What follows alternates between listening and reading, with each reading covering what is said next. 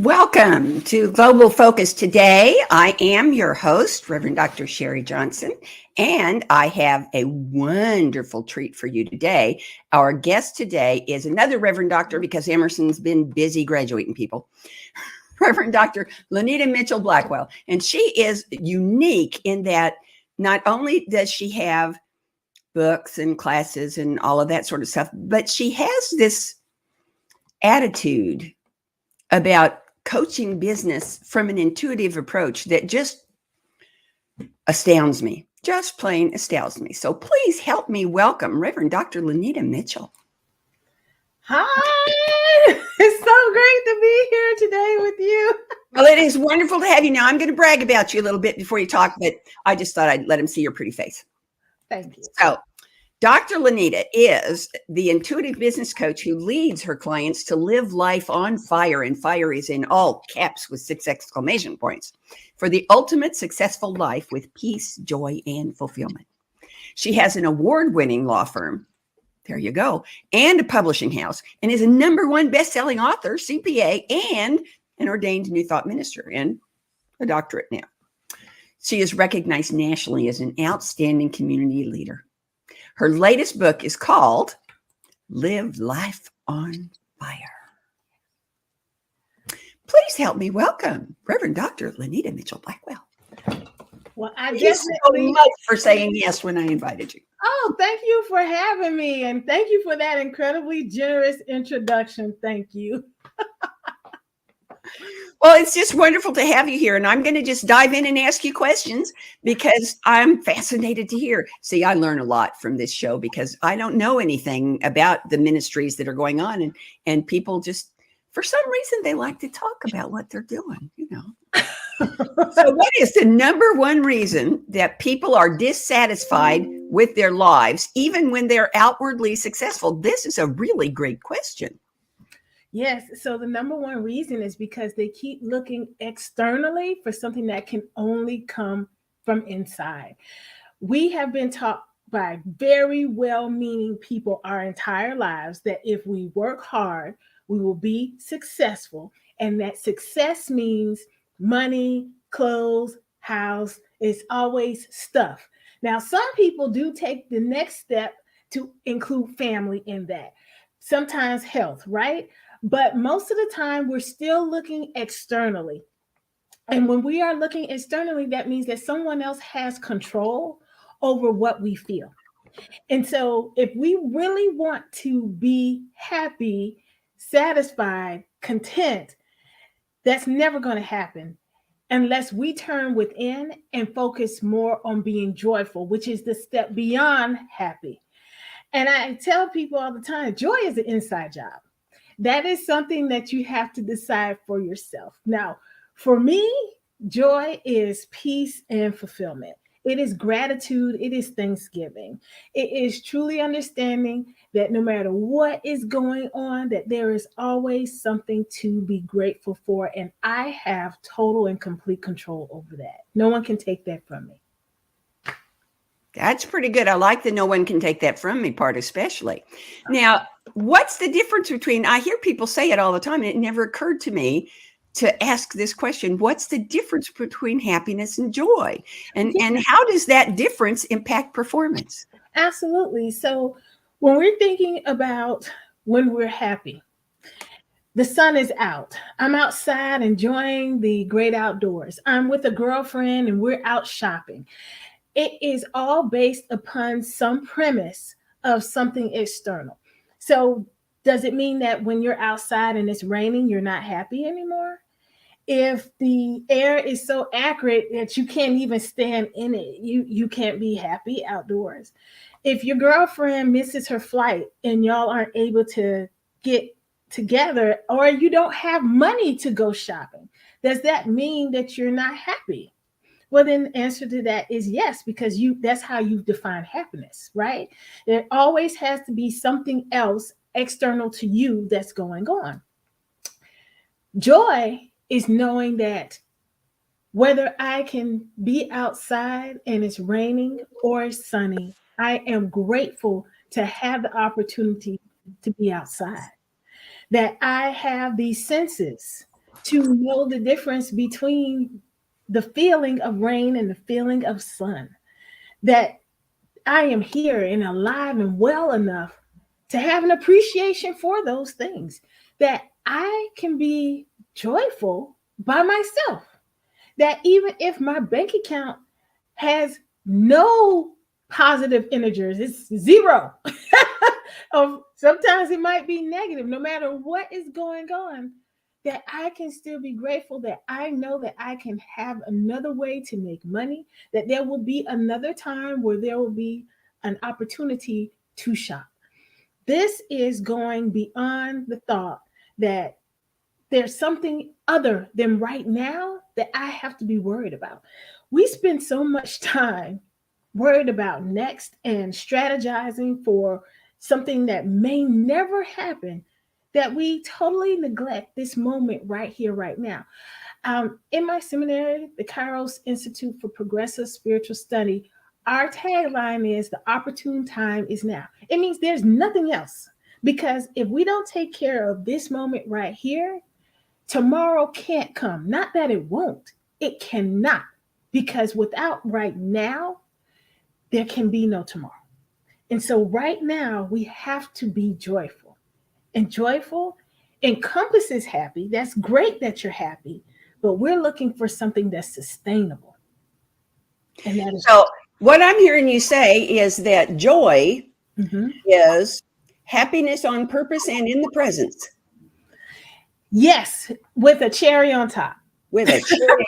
I like that because, I have for many years when people have asked me what when someone says, what would you like prayer about? I always say, I want to stay constantly consciously aware of the presence of God in me, through me, and as me. And that's my definition of joy. I love it. Yes, because no one can take that from you.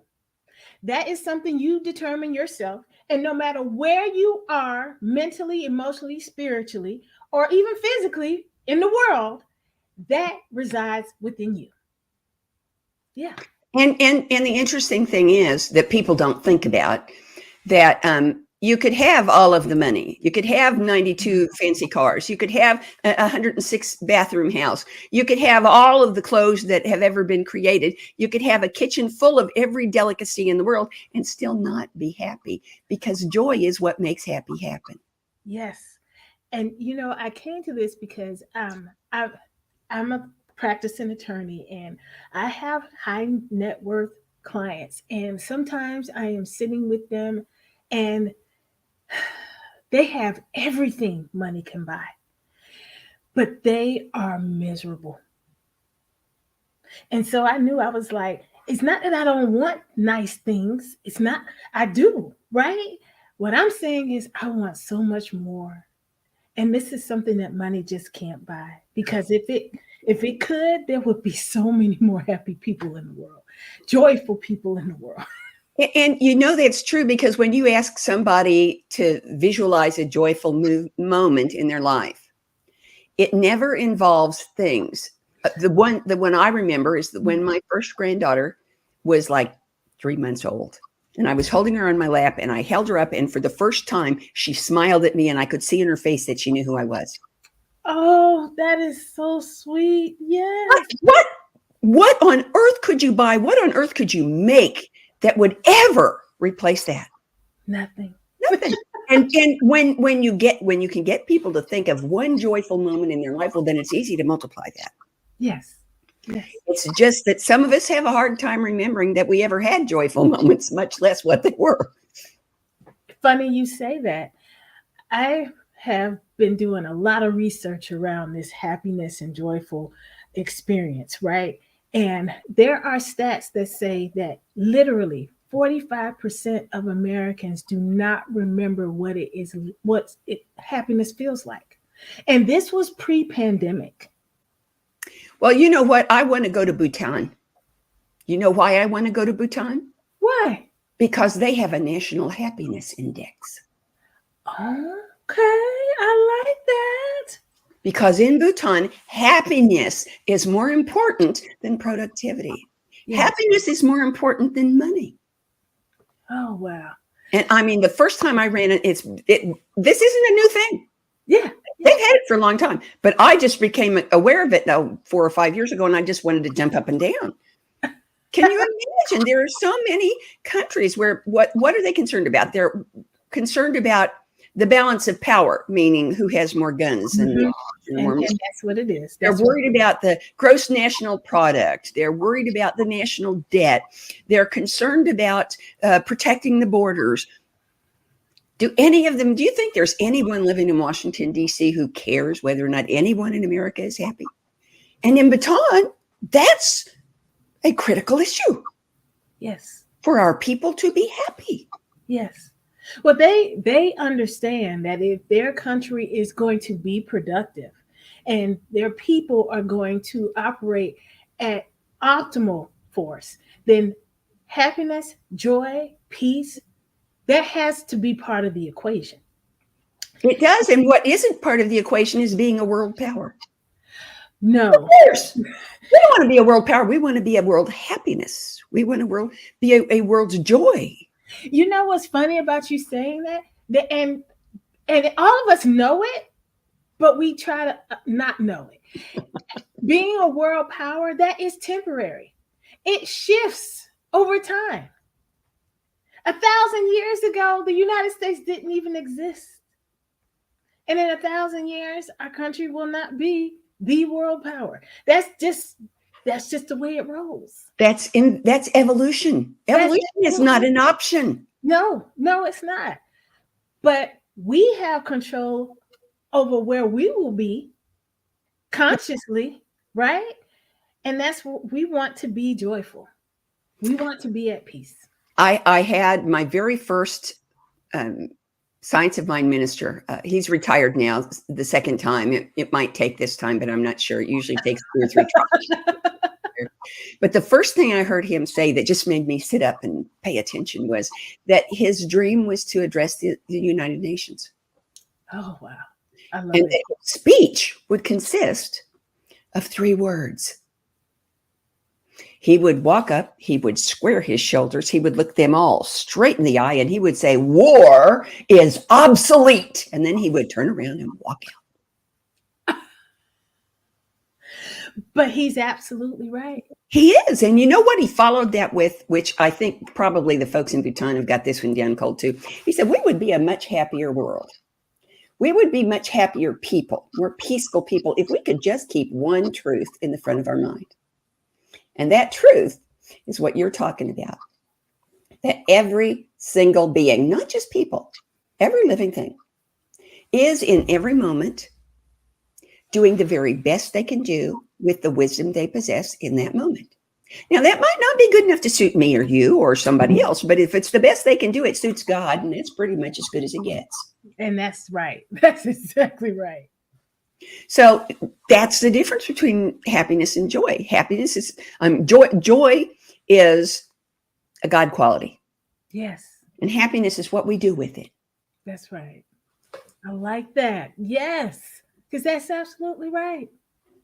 Joy is a never-ending sustainable energy that flows through us, in us, and as us. And it powers everything. So all of our hopes and our dreams, our interactions with other people, even the moments that we're at rest, it allows us to rejuvenate and to heal. I think joy is what makes it possible for us to actually know who we are. Absolutely. You know, actually, because most people don't really know who they are. No. If you ask them who you are, what will they tell you? They'll tell you all of the things they do. Yeah, that's They'll right. tell you where they came from. That's right. They'll tell you the things they like. That's right. But way, way, way down in that list, will they maybe in a year or two say, and I'm a perfect expression of a sparkling idea in the mind of God.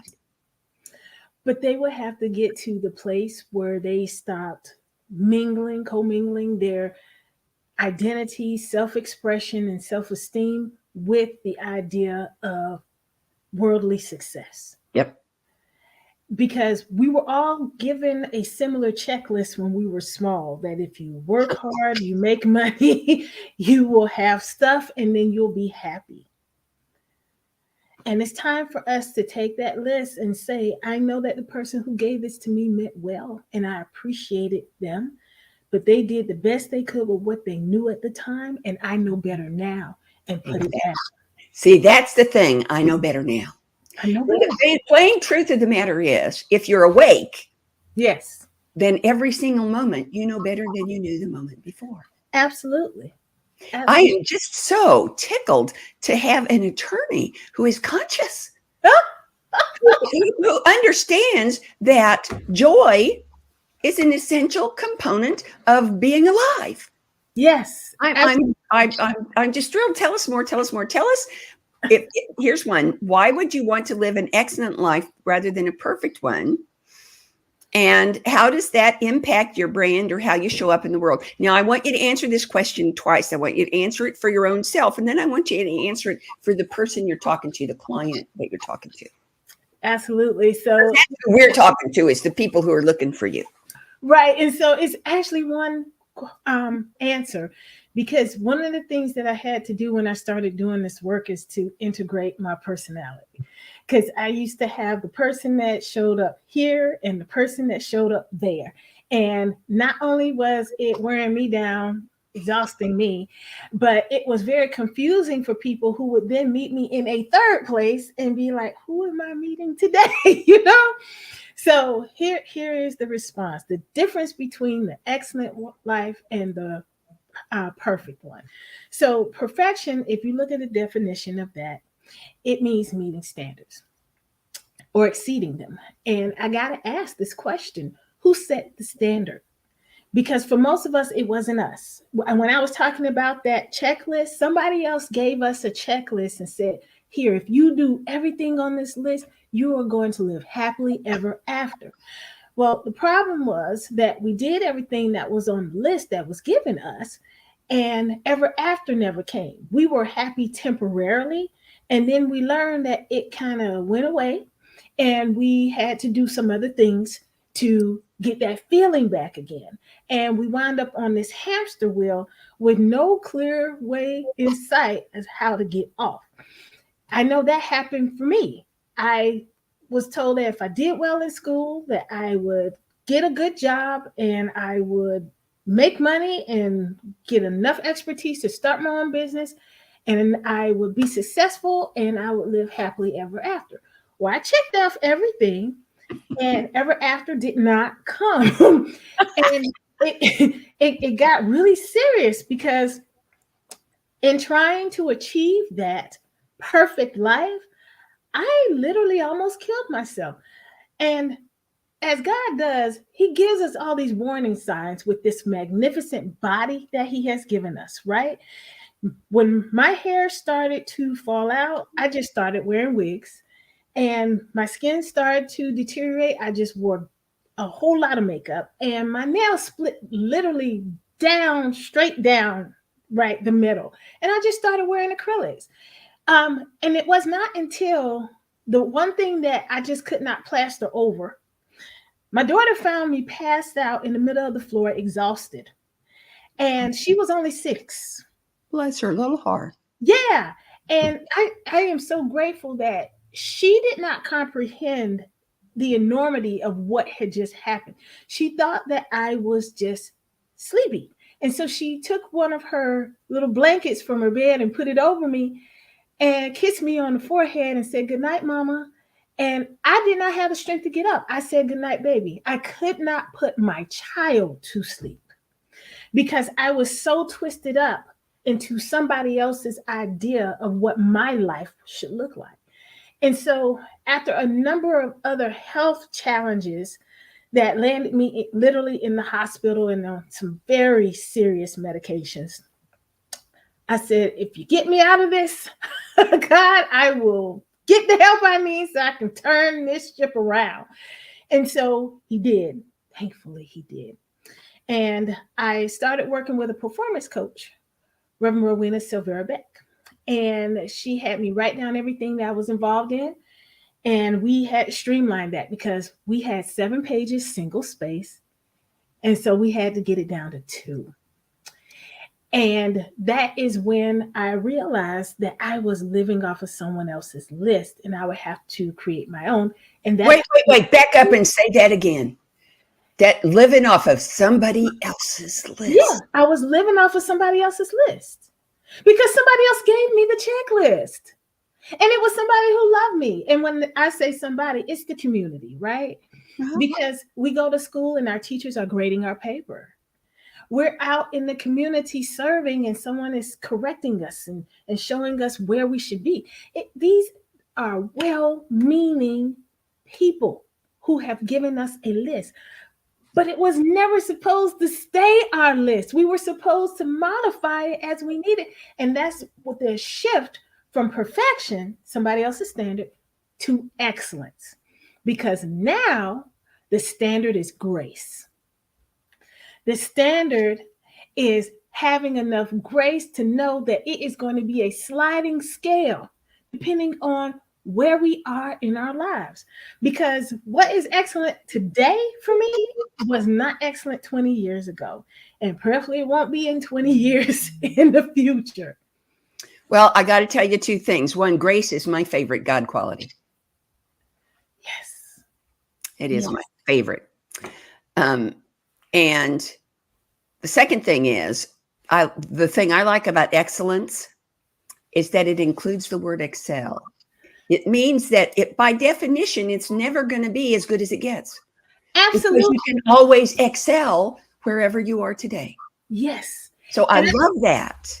And I am so glad you said that, because when I was talking about people thinking that fulfillment and contentment are the same, no, it means that I am grateful for what I have. I'm grateful for where I am, but I know that I'm moving forward in this life journey. And so we excel, we propel, we move forward, we continue going. Yep. Okay, now I got another question here. It's got a number in it. I love numbers. My undergraduate degree was in math, and I don't get to use it ever. So in a time when 66% of people are detached from work, how do we as leaders get them reattached and engaged again? That and engaged again part is so essential. How do we get them reattached to work and engaged again? Right. So let's start first with the stat, right? 66%. I don't know if a lot of people understand how many people that is. That means that if there are 3 of us at lunch one day, 2 people at that table are disengaged. And the other one's talking and doesn't notice. Right. That's exactly right. So when we're talking about the number of people who are just walking around aimless, this is the majority of the people that we are working with, serving with, in relationship with. That is concerning. And when you were talking about the country where the measure is happiness, I'm totally on board with that. We got to bring that here. I'm telling you. We can start, you could start with your neighborhood. You could start with your house. Okay. We're going to develop a happiness index for our house. I've been kind of doing that without realizing it. I just look at it. All right. Is this a thing? Such and such an opportunity comes up. Will it make me happy? Yes. Will it give me a reason to be happy? Will it give me joy? Does it include grace? If the answer is no, never mind. Never mind is exactly right. That's exactly right. And so now, go ahead. Go ahead. I've got another question, but I can wait. Oh, okay. I was just going to say, when we're talking about getting people engaged again, it means sitting down and having the honest and sometimes hard conversation and asking them, why are you unhappy? And taking action based on that. For some of us, we're in relationships out of fear because we are afraid to go forward. For some of us, we're in jobs that we absolutely despise, but we are counting on that paycheck. It is spent before we even get it in 2 weeks, right? For some of us, we have no idea what our purpose is in life. Our skills, our gifts, and talents have always been in employment for somebody else's benefit and gain, and we don't even know how to pull out of that. So the first thing we have to do is we have to take self-assessment and ask the question, how can I be happy?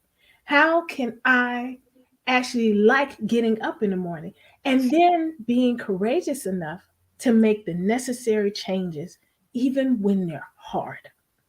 So first you have to figure out what it is you need to be happy, and then you have to figure out what it is you're willing to do to get there. Yeah. Yeah. Okay, now that sounds to me an awful lot like the title to your book. So would you tell us some more about Live Life on Fire? Absolutely. Live Life on Fire, the ultimate guide to a successful life full of peace, joy, and fulfillment. It is a cheat sheet on how to answer the question, why am I here? What am I living for? Because, like I said, most people will give in the checklist, you want stuff, and then you'll be happy. Okay, once we've gotten that, now what? And so I break the book down into 4 parts: breathing, meditation, being, and flow, so that you ultimately come to a place of living in awe. And I use examples from every area of life because we are holistic beings, right? We have the business side, we have our personal side, we have our interaction with our communities, we have interactions with just us, right?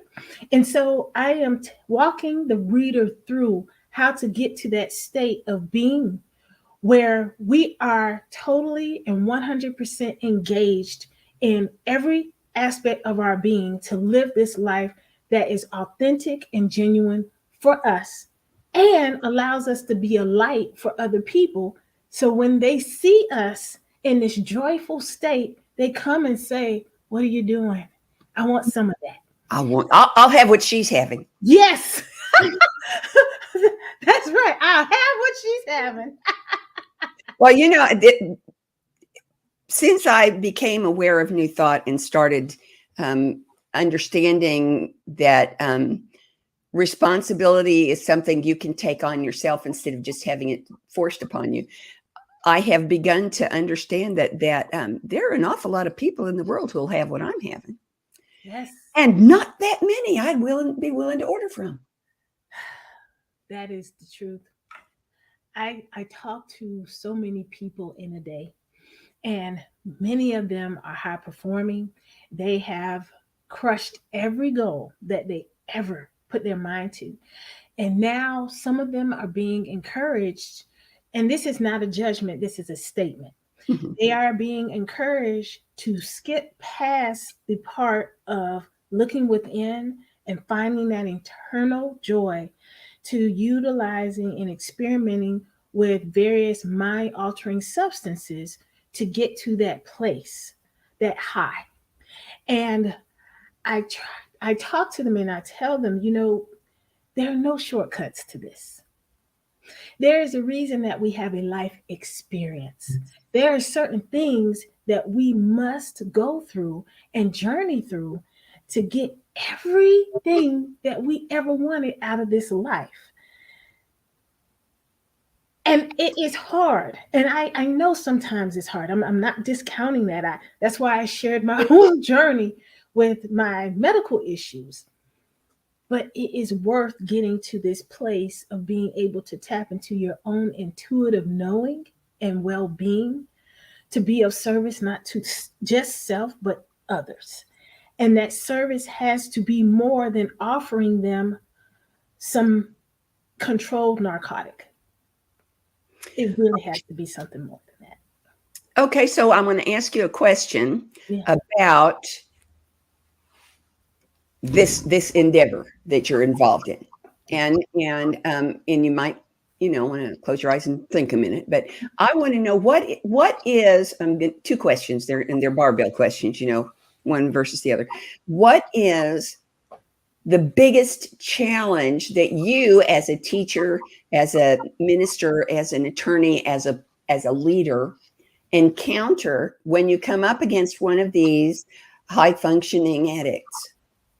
Because that's what you just described, was a high functioning addict. I mean, and that's the truth of it. And part of it is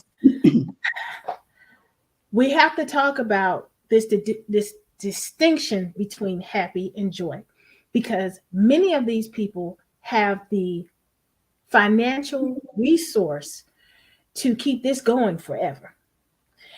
And they confuse having experiences, very expensive experiences, with having joyful experiences.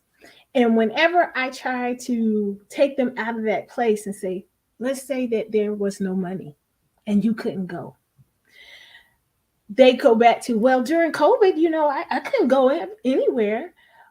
No, this is beyond COVID because you were still in the comfort of your home. And some of you, if we're going to tell it, still did get out. You just were real good at hiding where you were. So we have to first strip us, because it had to happen to me too. We had to strip us all of this idea of I can buy my way out of this. Yeah. Right? Then we have to strip us out of happy is joy. And then if they are willing, because some people aren't willing to accept either of those conditions, then we can move to the next thing of, okay, now let's talk about all the things you're involved in, and let's determine what is actually consistent with your life purpose and the things that aren't. Now, this trips folks up because it tripped me up too. By the time I started working with Railroad, I had eliminated things that were not positive in my life. That was how I determined what was consistent with my life purpose up to that point. But then I had to look at, okay, it can be positive, it can be great, I can have fun doing it, but is it propelling me? Is it excelling in my life? And if the answer to that is no, then it has to go. Okay, so here's the thing. Mm-hmm. If happy is that big shiny mylar balloon that you're looking at, yeah, then joy is the air that makes it move, that fills it up and makes it move. Well said. That's exactly right. That's exactly right. Okay, so now here's the next question. Okay. Wait, let me ask this because I understand, but other people might not. Are you done answering that question before I give you the next one? Oh, absolutely. Okay. Absolutely. Because what we're basically saying is it can't be paid for. This is not something that can be buy yourself. You can't buy your way out of it. No. And that's a real hard thing for people who have money and who've always had money to be able to understand. Yes. So the next one is, what is the, I think I know the answer, but I want you to have a chance to talk about it. What is the biggest joy, the biggest thrill, the biggest, oh boy, give me some more of that you encounter when you're working with folks who have not yet learned about the difference between the balloon and the air that's inside it? So there are 2 points that are really exciting. The first point is when we sit down and say, yes, I'm willing to do the work. Because that's huge when you're willing to make that commitment, because it's scary, and we're trusting one another. So that is a joy. And then the second point is when they realize that they are going to need ongoing support even after the initial part of the work is done. Oh, yeah. That's when they discover it's a road, not a destination. Yes, it is. Yes. And who that person is in your life may change. Because once Ro and I finished with the let's scale this down and clean this up, because that took a couple of years, right? Mm-hmm. Then I transitioned over to working with Rev Jill, who does what she calls soul coaching. She's a soul activist. And so every 2 weeks, we're meeting and going through everything that I'm involved in and what needs to come off and doing the prayer work and the breath work and the meditations. And we're doing all of that. It is ongoing. It does not stop, particularly with the work that I do with other people. And that happens, and it's joyful as well, because once a person goes through this and they are looking better, they are feeling better, and people are coming to them and want to work with them, I tell them, I was like, and it is imperative that you have somebody to work with so that you stay sharp for yourself and them. Yeah. Well, that's wonderful, because that means that it's propagating. Yes, absolutely. I like that. Yes. Excellent. Okay, so I'm going to ask you. I have four questions. Well, I actually have five, and I'm going to ask you the first one first. Questions that I ask everybody, and the first one is there anything that you want to talk about with respect to your ministry, your life, what you're doing, and who you're being that I haven't asked you about? Yes, but to be fair to you, we've been talking about it all the time. And I would like to share with your listeners the blueprint for living a life on fire. Absolutely. Right. So the first step is we want to focus on the people and not the process. A lot of times we get caught up with, again, checking boxes. Most of us like lists because it's easy. And it's great when we have a pattern. But the problem is, once we have gotten used to it, when it comes time for a change, we are resistant to that because it's been working. And so if it's not working anymore, then that means there's something wrong with me. No, it just means that you've grown, beloved, and it's time to make a change. And what's that saying? The teacher will appear when the student is ready. We have to trust that that will happen. The second thing is we have to start working ourselves into the ground. We have to unstretch ourselves thin. Every quarter, go through everything that you're involved in, and something should come off. Because I promise you, you picked up at least one or two things. And it's unconscious because it was fun. Somebody asked you to do it. It was supposed to be temporary, and it never is, right? It, something has to give because when we're stressed, when we're overburdened, that manifests in our body as dis-ease, illness. And we don't realize it, but the people around us who are close to us, they see it. And sometimes we are expressing ourselves all over them in a way that is not necessarily positive. The third thing is we've got to leave it all on the field. Just like when we play the sports and once the game is over, we shake hands, we talk about it, and then we move on to the next thing. We got to do that same thing in our lives. We've got to stop beating up on ourselves about shoulda, coulda, woulda. Once we have evaluated, we've got to leave it there and move on because life is calling. It's calling us. And there are people who need us, but we can't show up the best way that we can if we're always looking backward. And then last is living a model life. And that model life requires us to create our own list that creates joy, creates peace and fulfillment within our lives. And we don't have to go out evangelizing. People are going to see it and come to us. And we share that with humility, with authenticity, and with joy. So that's what I would like your audience to hear. Outstanding. I'm delighted. Now I've got four questions left, and you heard them Thursday, so you got an edge over most of the other people who've ever been on my show, but you still have to answer them. So the first one is, what does your ministry, what does what you do, what does who you be, how does that encourage, incite, activate, pick your own verb, conscious evolution? So the first thing is it requires us to take honest stock of who we are, what we are, how we serve. Once we do that, then we can get in alignment with the Christ frequency. And that allows us to live the life that we came here to live. And this is beyond vocation, right? This is truly empowering others to do the same. But that happens when we can be honest with ourselves. And once enough of us do it, then we automatically evolve and everyone else is taken up with us. Yeah. Oh, righty then. I'll have an answer to that. Okay, here's the next question. How, and it sounds like the same one, but it's not. How does your ministry, what you do, who you are, how you be, how does that encourage, unveil, reveal, release, pick your own verb, world peace? So continuing on with what I said, once enough of us have elevated and consciousness has shifted and is lifting, That goes across the entire globe.